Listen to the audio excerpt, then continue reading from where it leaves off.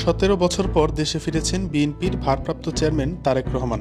তার এই প্রত্যাবর্তনকে স্মরণীয় করে রাখতে পূর্বাচলের ৩০০ ফিট এলাকায় তারেক রহমানের সংবর্ধনা অনুষ্ঠানে লাখো জনতা নিয়ে উপস্থিত হন দীপু ভূঁইয়া। বৃহস্পতিবার ২৫ ডিসেম্বর দুপুরে নারায়ণগঞ্জ ১ আসনের বিএনপি মনোনীত প্রার্থী মোস্তাফিজুর রহমান ভূঁইয়া দীপু উপজেলা বিএনপি ও এর অঙ্গ সহযোগী সংগঠনের প্রায় লক্ষাধিক নেতাকর্মী সহ সভামঞ্চের কাছে উপস্থিত হন। পূর্বাচলের জুলাই ৩৬ এক্সপ্রেসওয়েতে আয়োজিত সংবর্ধনা অনুষ্ঠানকে আরও আনন্দঘন করে তুলতেই তিনি এমন আয়োজন করেন। এ সময় মোস্তাফিজুর রহমান ভূঁইয়া দীপু সারা দেশ থেকে ৩০০ ফিট এলাকায় আসা নেতাকর্মীদের জন্য খাবার, পানি, চিকিৎসা সেবার আয়োজন করেন।